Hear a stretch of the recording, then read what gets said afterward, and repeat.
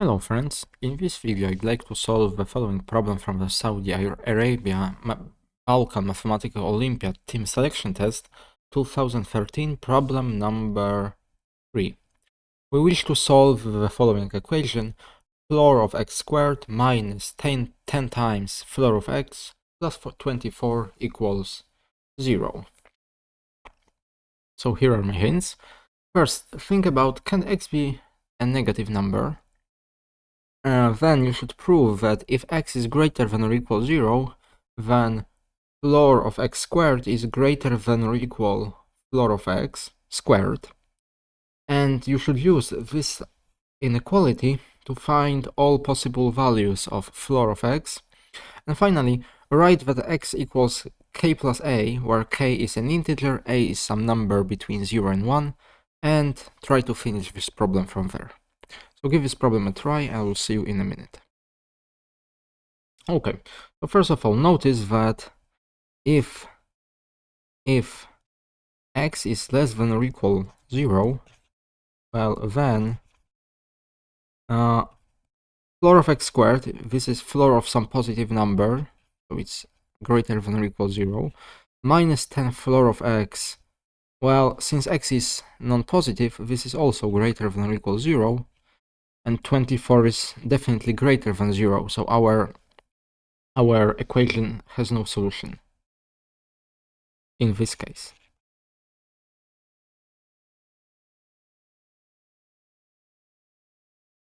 Has no solution less than or equal 0. Okay, so now let's suppose now let x be greater than 0. What now? Well, notice the following. And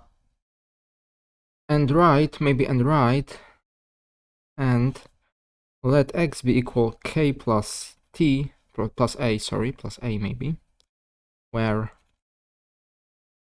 k is a natural number. Let's say it's a natural number. A is between 0 and 1. Notice the following, that floor of x squared is the same as floor of k squared plus 2ki a plus a squared. And now k squared is an integer, so I can put it before our floor.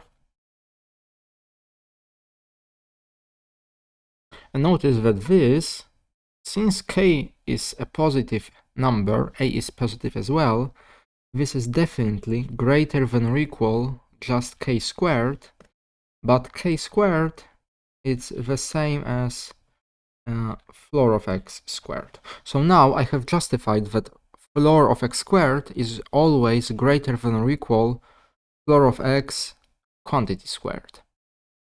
Okay, and now that will be very useful for us, because now look, our equation says that 0 should be equal floor of x squared minus 10 times x plus 24, and now by our inequality this is definitely greater than or equal floor of x square outside minus 10 floor of x, and I will write 24 as 25 minus 1. And now notice that here we have just floor of x minus 5 squared, and here we have something squared minus 1 squared. This can be factorized as floor of x minus 6, floor of x minus 4. Perfect. So now we know that this product is less than or equal 0, but if you think about this function, it's a quadratic function. It looks something like that: y equals t minus 6, t minus 4, and now we know that the only integers which are less than or equal 0, for which this function is less than or equal 0, is 4, 5, and 6. So let's write it. That means that floor of x is either 4, 5, or 6. And now we will verify them case by case. So case number one, x equals 4 plus a. 4 plus a.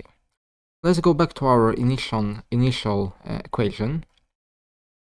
Our initial equation says that 0 equals floor of x squared minus 10 times floor of x plus 24. Floor of x squared, it's floor of 16 plus 8a plus a squared minus 10 times 4 plus 24. And now we have 16 minus 40 plus 24. So it's just the same as 8a plus a squared. So it should be the case that 0 equals floor of 8a plus a squared. But now, since this floor needs to be 0, that happens if and only if 8a plus a squared must be less than 1. It's obviously greater than or equal 0 because a is greater than or equal 0, so it suffices that this should be less than 1. And now let's solve this inequality. So it's a squared plus 8a plus, I will add 16 on both sides. So it's a plus 4 squared is less than 17.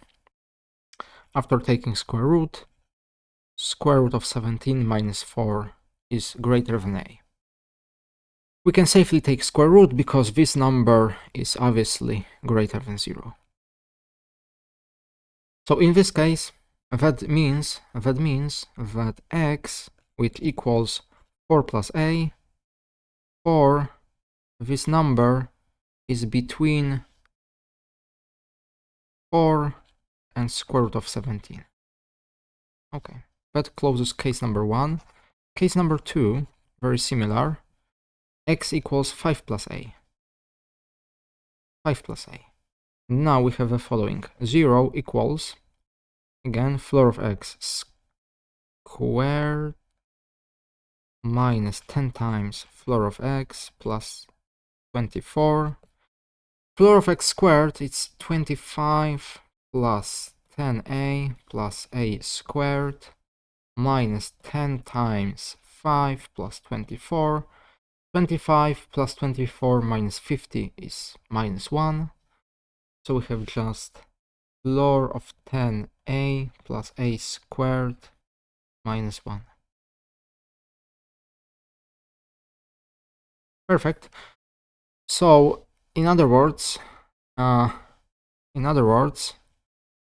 floor of 10a plus a squared should be equal 1, and that means that this number under our floor function should be greater than or equal 1 and less than 2. And let's solve it. A squared plus 10a, let's add 25 to both sides. And here we have a plus 5 squared. And after taking square roots, a plus 5 is between square root of 26 and 3 square root of 3. And this number right here is obviously x. So x is in the interval square root of 26, 3 square root of 3.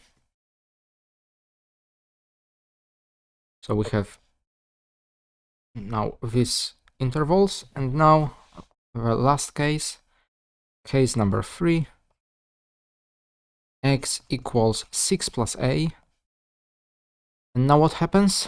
0 equals square root of x squared, floor of x squared plus or minus 10 floor of x plus 24.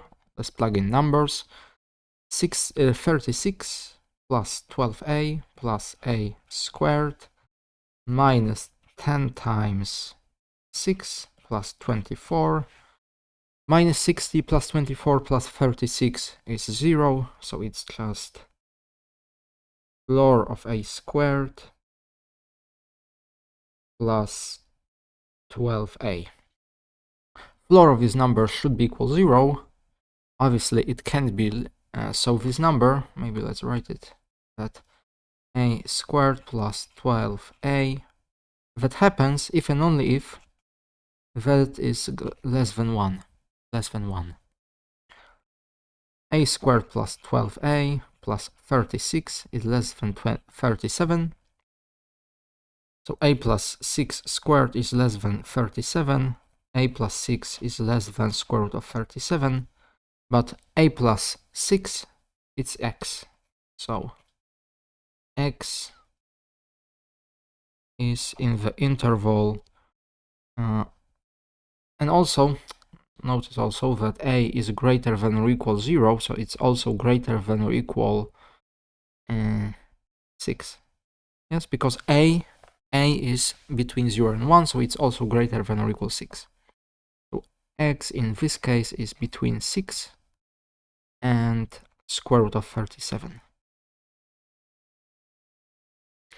So all in all, I'm running out of space, but still I have enough space.